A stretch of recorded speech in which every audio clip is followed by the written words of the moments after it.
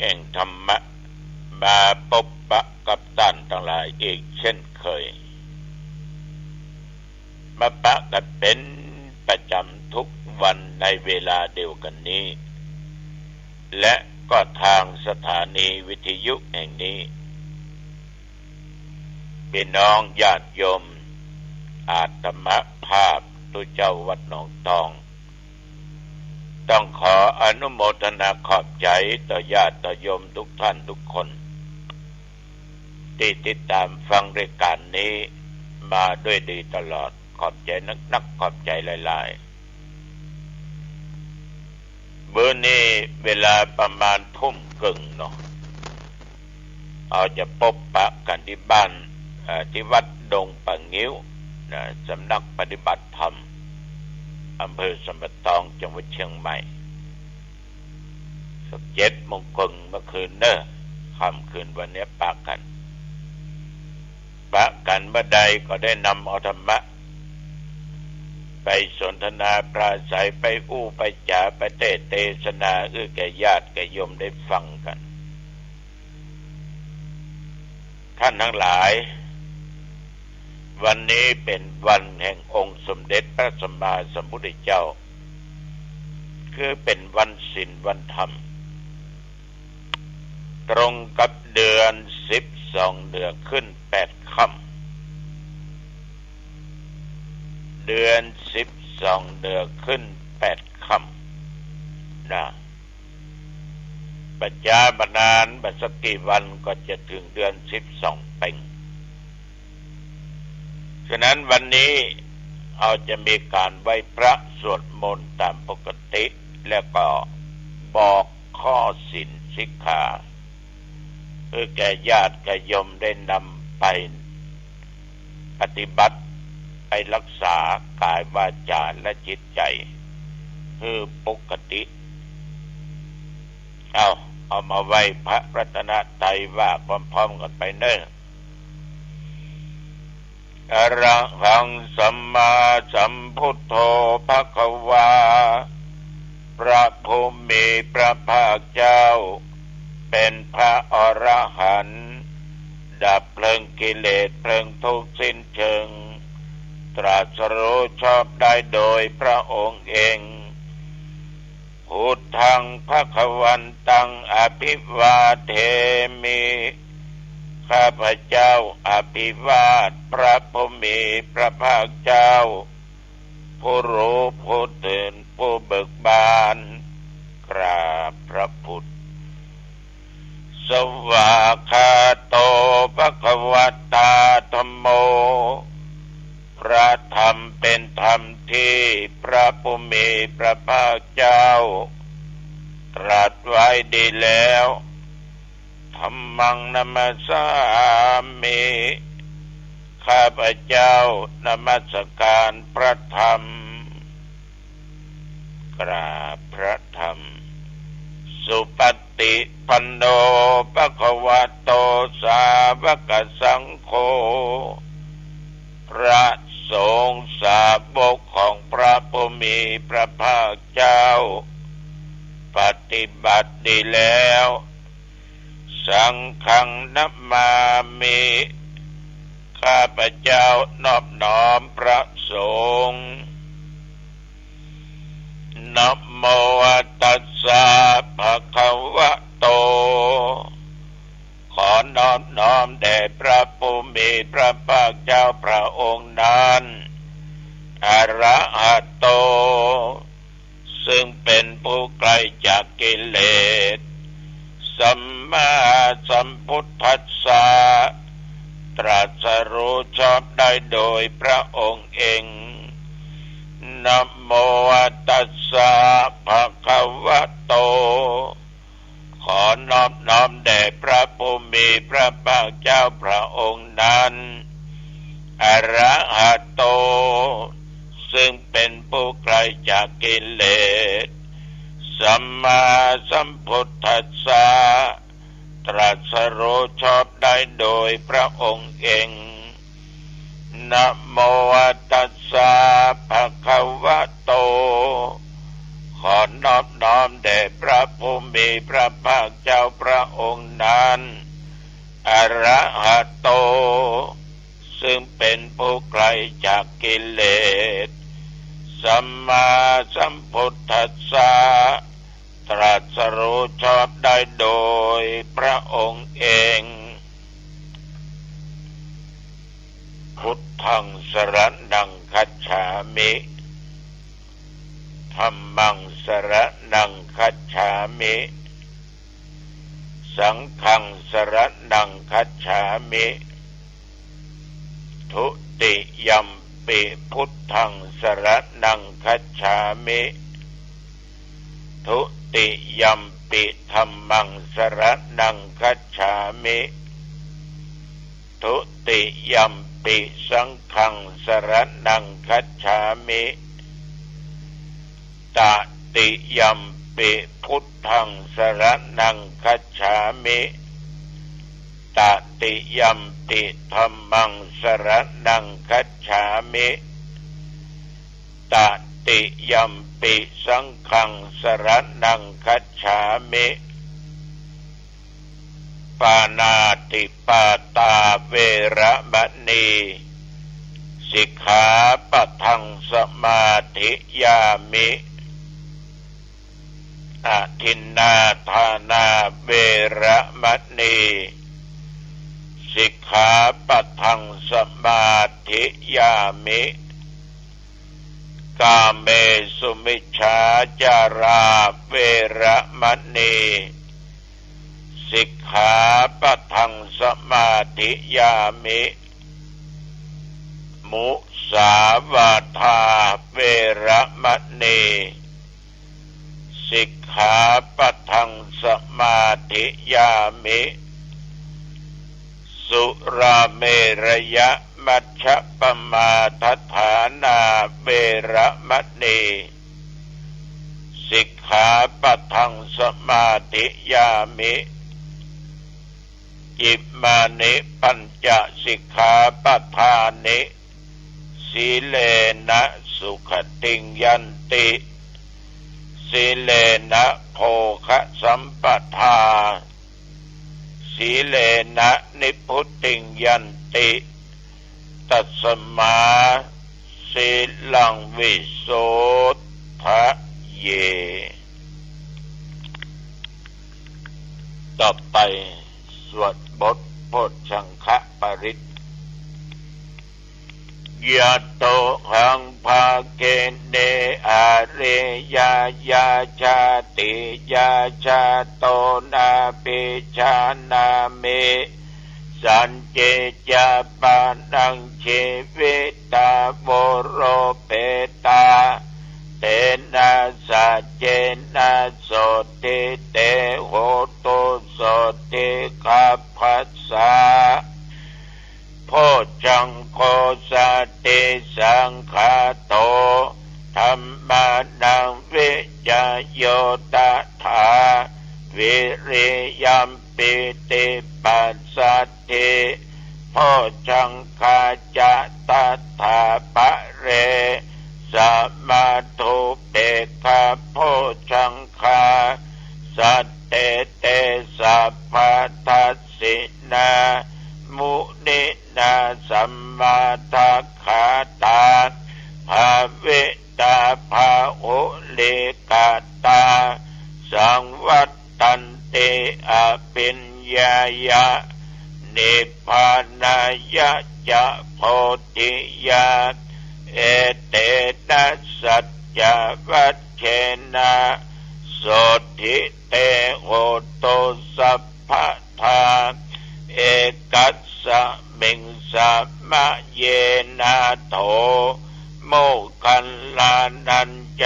กัสสะปังคิลาเนโตกิเตติสวา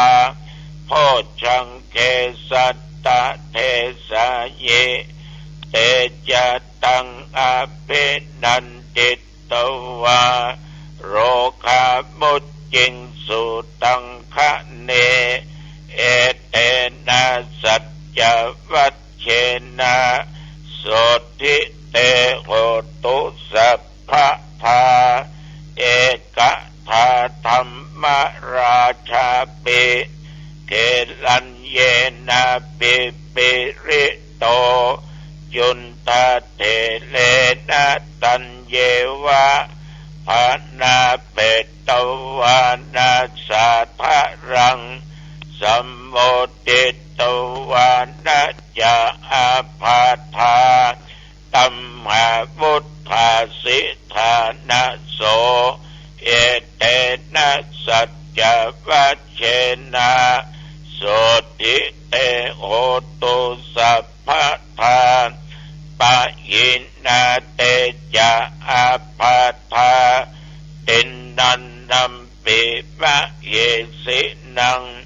มัคคะหัตตะกิเลสาวะปัตตานุปเตธัมมะตังเอเตนะสัจจวัชเชนะโสติเตโหตุสัพพะทาภวะตุสัพพะมังคะลังรักขันตุสัพพะเทวตาสัพพะพุทธานุภาเวนะสัทธาโสติภวันตุเตภวะตุสัพพะมังคะลังรักขันตุสัพพะเทวตาสัพพะธรรมานุภาเวนะสัทธาโสติภวันตุเตภวะตุสัพพะมังคะลังรักขันตุสัพพะเทวตาสัพพะสังฆานุภาเวนะสัทธาโสติภวันตุเตขอถวายพระพรชัยมงคลแด่สมเด็จพระเจ้าลูกเธอเจ้าฟ้าพัชรกิติยาภาขอให้พระองค์ท่านนั้นได้ทรงหายจากอาการพระประชวรขอกลับมามีพระสุขภาพพลามัยอันแข็งแรงมีพระชนมายุยิ่งยืนนานได้120 พระพรรษายิ่งขึ้นไปขอถวายพระพรพ่อแม่พี่น้องญาติโยมท่านผู้ฟังกรมอุตุได้บอกได้เตือนว่าระยะนี้ฟ้าฝนนั้นมันแน่ถ้ามันได้ตกได้ซึ่งก็หาว่าบอกหลายวันหลายคืนแต่ตั้งแต่เมื่อตะวันวามาจนถึงปัจจุบันนี้รายงานว่าแถวบริเวณหนองตองใกล้เคียงและทั่วไปเป็นส่วนมากบ่มีฝนตกลมก็บ่แห้งตามปกติอุณหภูมิปัจจุบันนี้ก็25 องศาพ่อแม่พี่น้องญาติโยมท่านผู้ฟังทั้งหลายทุกท่านทุกคนทุกสารทิศล้วนแต่เป็นมิตรเป็นผู้ใจบุญสุนทานตัวเจ้าต้องขออนุโมทนาต่อญาติต่อโยมที่ได้มาร่วมกินร่วมทานเป็นทุนในการจัดซื้อเครื่องมือการแพทย์เครื่องช่วยหายใจไว้ห้อง ICU โรงพยาบาลหางดงซึ่งบ่เคยมีจึงมันมีเอาไว้ช่วยผู้ป่วยหนักบางครั้งบ่มีที่นอนคือมีเตียงนอนมีห้อง ICU ต้องไปติดต่อที่อันที่นี้เพิ่นก็บ่ว่าง แทนที่จะมาตายต้องมาตายฉะนั้นถ้ามีก็เป็นการช่วยชีวิตเพื่อนมนุษย์เดียวกันเป็นการสืบอายุสืบชะตาฉะนั้นญาติโยมใครมีศรัทธาก็ร่วมกันได้เน้อดังที่ขออนุโมทนาแม่จันเพ็ญนายพยุงศักดิ์ใจคำและนางสาวพิมนราใจสุรชัยบ้านหนองก้นครุอำเภอสันทรายจังหวัดเชียงใหม่เปิ้นตาลไปให้พ่อบุญศรีใจคำจำนวน600 กองทุน600 กองทุนต้องขออนุโมทนาขอบใจไปณโอกาสนี้ตัวจิ้มนักแต่ว่านี่ฉันเพนแล้วก็ไปวัดพระธาตุเจ้าสลีจอมทองไปอย่างแต่ว่านี่เป็นวันคล้ายวันชาติการวันเกิดของหลวงปู่พระพรหมมงคลนับตั้งแต่หลวงปู่เกิดมาถึงตะวันวานี้ถ้าเปิ้นมีชีวิตอยู่อายุจะได้100 ปีแต่ว่าคือหลวงปู่เพิ่งเกิดวันที่21 กันยาแต่ว่านี้ต่างลูกศิษย์ลูกหาได้นิมนต์พระสงฆ์องค์เจ้าจำนวน200 รูป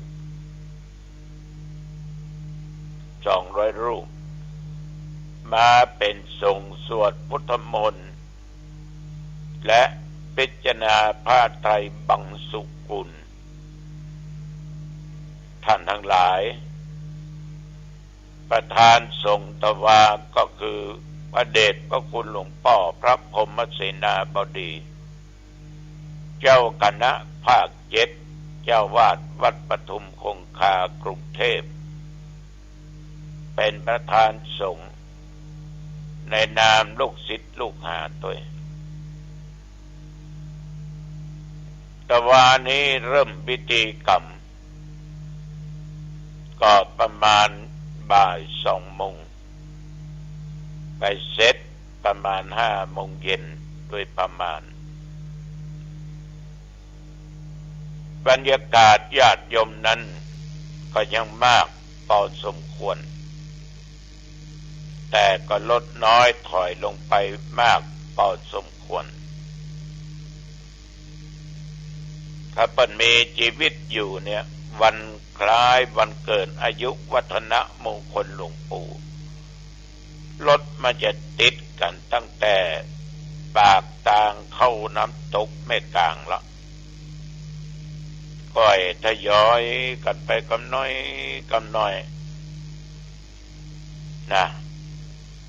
เพราะทุกสารทิศจะมีลูกศิษย์ลูกหาญาติโยมปากันเป็นนักปากันไปหลายแต่ว่าก็มองพอดีพอสมควรบ่มากจนเกินไปไม่น้อยจนเกินไป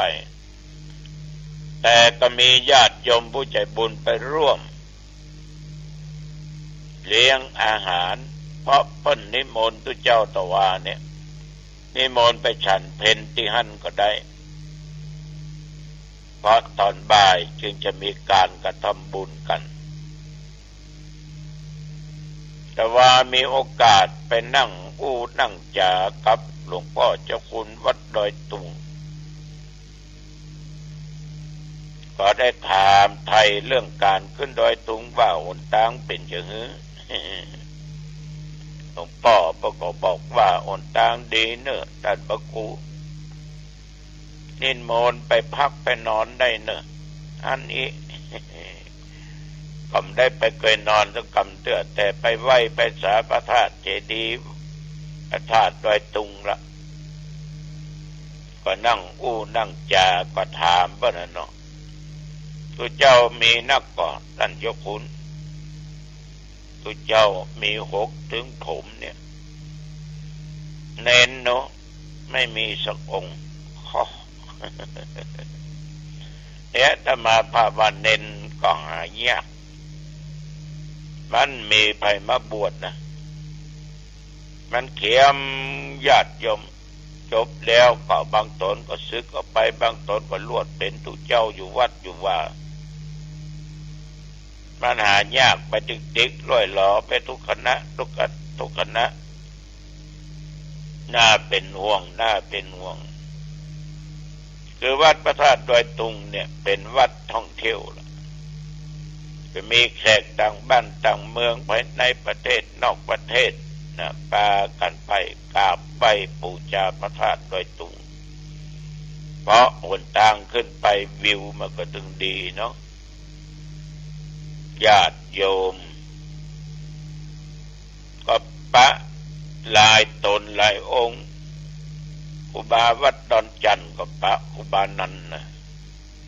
ก็จะมีงานวันที่23 ตุลาคมแล้วก็นิมนต์ก็ถามว่าปีนี้เราอ่อนเดี๋ยวมาเลี้ยงและส่งเสียห้ามเรียนหนังสือกินหั่นพักหั่นนอนหั่นมีแต่ใดท่านเจ้าคุณนั้นก็ตอบว่า700 ปลายก่อนหลวงพ่อหน้าบุญของท่านเป็นบุญเป็นกุศลของท่านอันยิ่งใหญ่ที่ได้ช่วย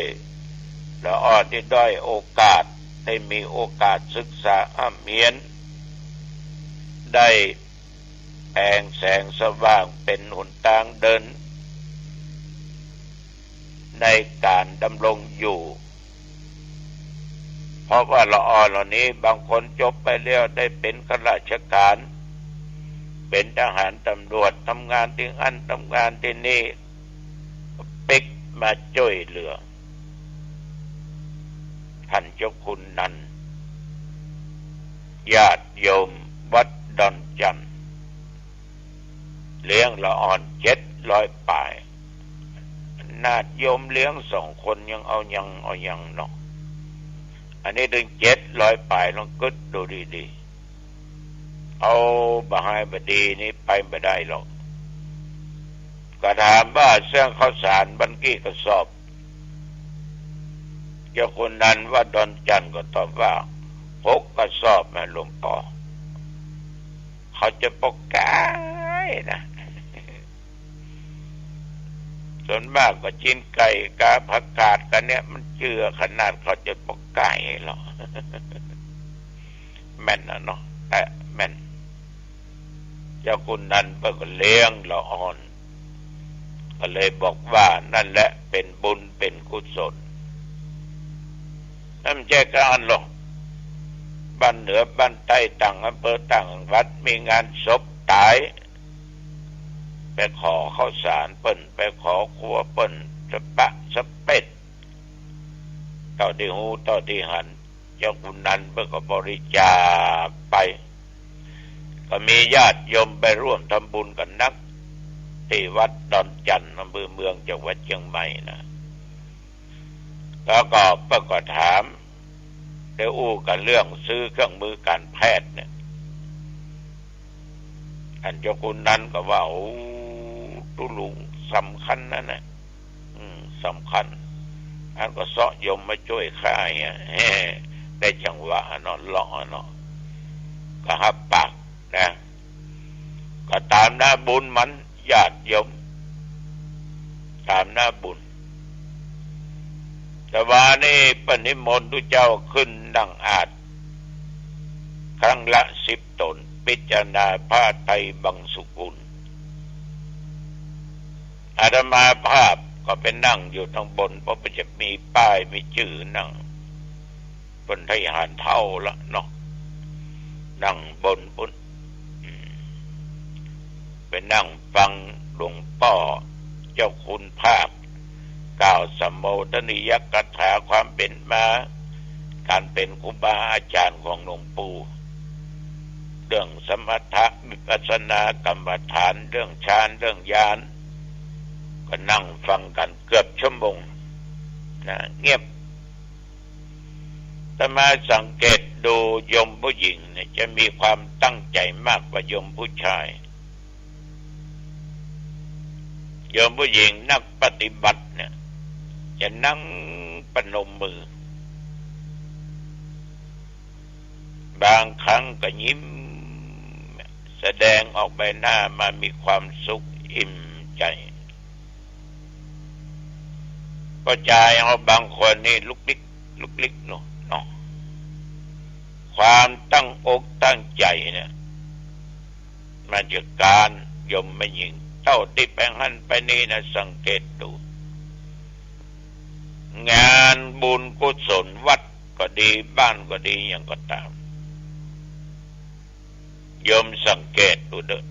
เทวดานี่ 70% เทวบุตร 30% เกือบบ่ถึงถ้าว่านับพญาอินทร์ก็ไปด้วยนะถึงลูกพญาอินทร์นะ พญาอินทร์ก็คือทุเจ้าลูกพญาอินทร์ก็คือเน้นนะเนาะญาติโยมท่านผู้ฟังทั้งหลายแต่ว่าก็มีการทำบุญถวาย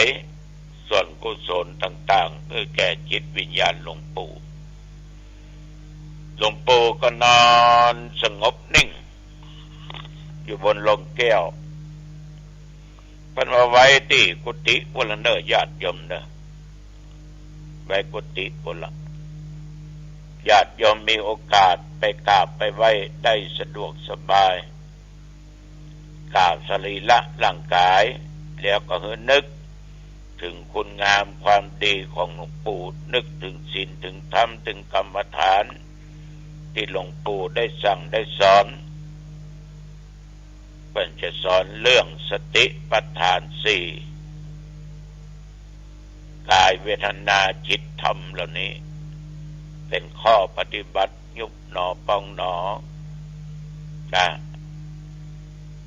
เวลาโยมจะกราบก็นึกถึงบุญบารมีหลวงปู่นะเอาละวันนี้จะไปมาเวลาพอสมควรละอย่าลืมเด้อปากันเด้อวัดดงปะงิ้วอำเภอสันปะตองคืนนี้อายุวันโนสุขังพลังพบกันใหม่โอกาสหน้าเจริญพร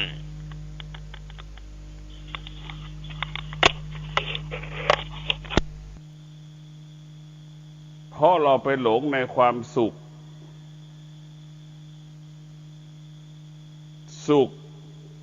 มันเกิดการ